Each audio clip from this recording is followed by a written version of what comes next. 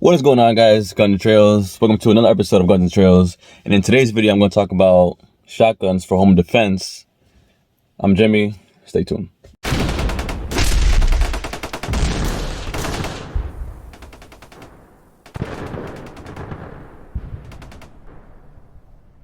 Okay, so shotguns for home defense. Now, I'm going to point out the obvious here. Okay, I'm going to give you guys two things that's pretty obvious. And then we're going to go ahead and jump onto the more complex things when it comes to home defense shotguns. So one, you have your pistols, one, you have your shotguns. Either or is, these days, of course, is the most common thing you can use for home defense. You have your pistols, again, you have your shotguns. Now, again, point out the obvious. Obviously, pistols are more accessible, they're faster, they're quicker. Then you have your shotguns. That's kind of more like, you know, your grandfather keeping it under his bed, and he hears a bump in the night, grabs it, ready to go. So I mean, in a real case scenario, guys, right? You can't predict or when a home invasion is gonna happen, right? It's a home defense situation, so it's great to have both, but obviously you're gonna go with the pistols because, like I said, it's more accessible, it's quicker, it's faster, and you can maneuver better as opposed to shotgun, you know. So, you know, that's one thing, right? Then you have your shotguns. Shotguns for home defense, it's good, it sounds great and everything. But if you're not using it, if you're not training with it, if you're not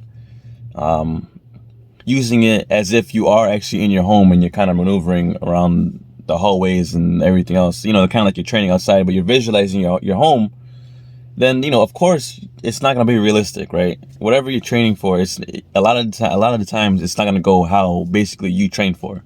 And what I mean by that is, you know, for example, if you're in the bathroom and you hear a bump in the night, obviously you're not close to your shotgun, right?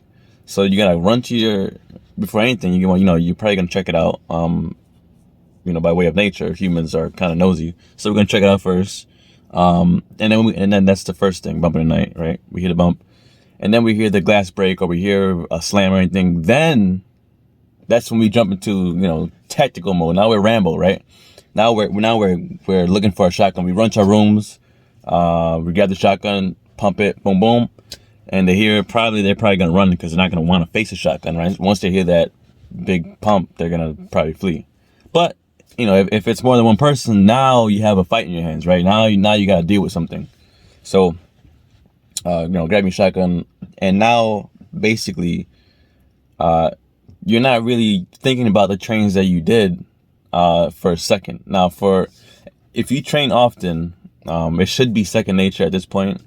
But like me, you know, like any known person that trains for this type of scenario, we're not gonna instantly know what to do, where to go, how to hide, right? Everything. Now, again, we're still in shock, right? So we're looking, right, with our shotguns, and it takes a great amount of force or noise for humans to react to how they respond to things, right? Again, for example, if we have our shotguns and, you know, we hear three guys in the house, eventually we're gonna duck and hide, right?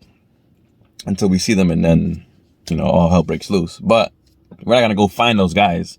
Now, depending on your style of training, you're more of maybe like a conservative person who wants to just get things out the way and you know, handle it with the law enforcement afterwards. That's you know, that's one group of people.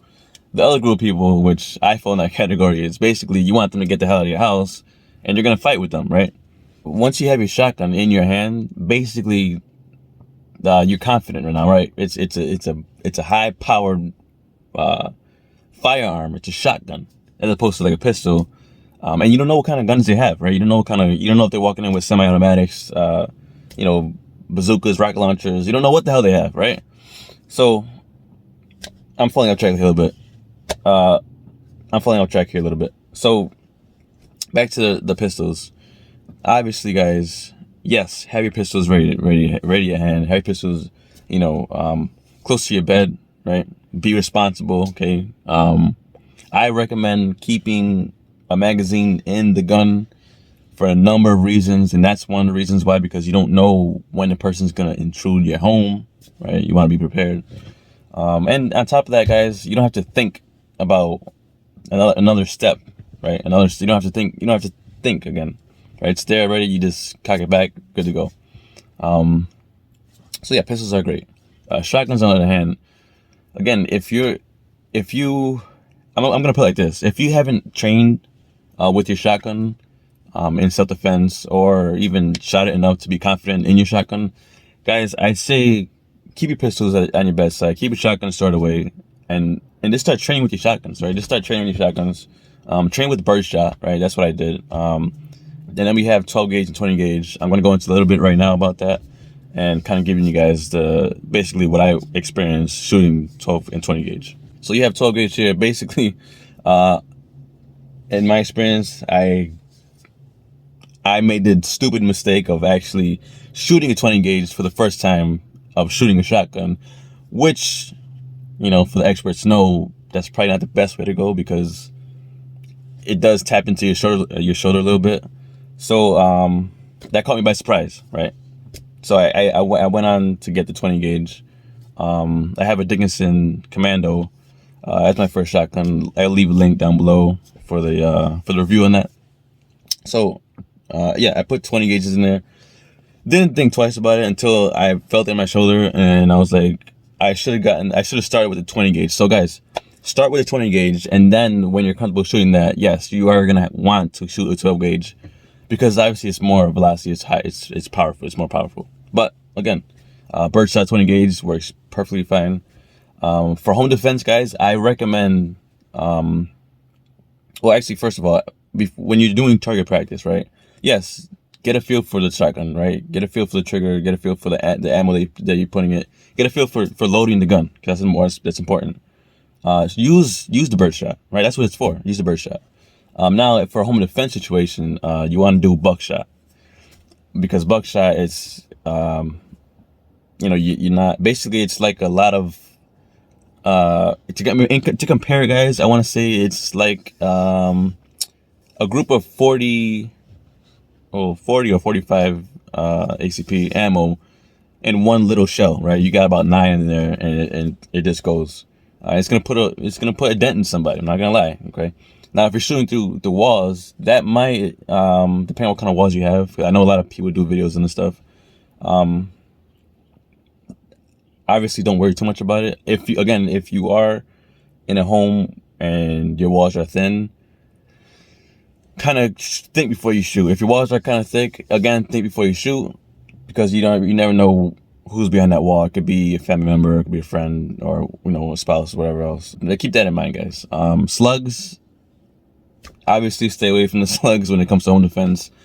You can use it, if you basically live in a home where it's just a straight hallway and there's like 2 rooms, I guess, side by side, So, a lot of people, they can't tell you what to use for home defense, what kind of ammo, birdshot, buckshot, or slugs. Guys, I recommend buckshot. It's powerful, and it doesn't penetrate as much as slugs, which will get you less worrying within, after the situation, because you don't know who's behind that wall.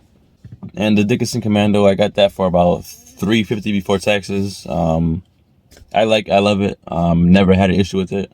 I know a lot of people kind of rig on that. So, of course, some of you be getting more shotguns. I love the shotgun. I'm starting to get into shotguns now. I still love pistols, guys. Don't worry about it. Still gonna be shooting the Smith & Wessons and the Jonics and the Walthers, all that. I'm gonna still be shooting all that. Okay, don't worry about it. The Rugers. So shotguns, yes. Shotguns are big. Yes, shotguns. You can't go wrong with shotguns. It's always good to have. Anyway, as a gun owner, guys, you still want to have all you can get. You still want a high powered firearm, right? Pistols aren't going to cut as much as a shotgun. So yes, keep a shotgun. They're not that expensive neither. You can still go to your range. You can just still practice with your shotgun. If you don't own a pistol and you don't own a shotgun, guys, of course, yes, get your pistol, but invest into a shotgun your second round going to the gun shop, right? You can't go wrong with that. And there's pretty good ones. There's a lot of cool looking ones. There's a lot of tactical ones. I want to lean towards more tactical shotguns because they just look good, and you know they're actually meant for a lot of reasons. But you know, aesthetics is kind of like my sweet spot. So shotguns for home defense, yes. Again, along with that, guys, practice with it. Don't just get a shotgun and then have it sit there and just hope somebody's gonna come in and you're gonna use it. It's not gonna work that way. Obviously, you're gonna want to practice loading it. You want to practice, aiming with it, because I mean, if you're close with somebody, you don't have to really aim with your shotgun. And again, get a feel for it, because there's light shotguns, there's heavy shotguns, there's 12 gauge, there's 20 gauge. So invest into the 20 gauge first, okay, guys. Don't do a 12 gauge shotgun first, because I think you're gonna feel uncomfortable shooting it and not be as confident. My thing is, guys, start small until you're confident, then you're gonna work your way up to bigger, higher powered firearms. So go with 12 gauge. Dickinson Commando, it's cheap. Invest into that. Or if you're a local gun shop, recommend something for home defense, but make sure get a 20 gauge first, okay? Then see what options they have. And I am in a random parking lot, guys. This is what I do for you guys. I go to random parking lots. No, this is actually a mall. This mall, I would say it's like an abandoned. We call it the abandoned mall. It's been around for years, but then I know a couple years ago they just shut it down. On top of that, I don't think anybody's gonna buy it anytime soon, because basically we're in an apocalypse. So go figure. Anyways, guys, so closing this video, guys, I want to tell you guys, yes, get your shotguns, but make sure, guys, get your 20 gauge shotgun. Don't go all Rambo and thinking you're gonna handle the 12 gauge first time shooting a shotgun or handling a shotgun, because it's not gonna be as pretty, guys. It's not gonna be as you think. So get your 20 gauge. Again, get ammo. Birdshot ammo is inexpensive too as well. So again, practice. And in closing this video, guys, make sure you like, comment, and subscribe. You guys are funny in the comment section. You guys kill me in the comment section. But again, make sure you leave a thumbs up, guys. Subscribe to the channel. Make sure you turn that bell notification on, as everybody else says on the YouTube world. But this channel is more important, guys. So hit the bell notification. All right. Anyways, this is Gun Trails. I'm Jimmy, signing out. Peace. Ready?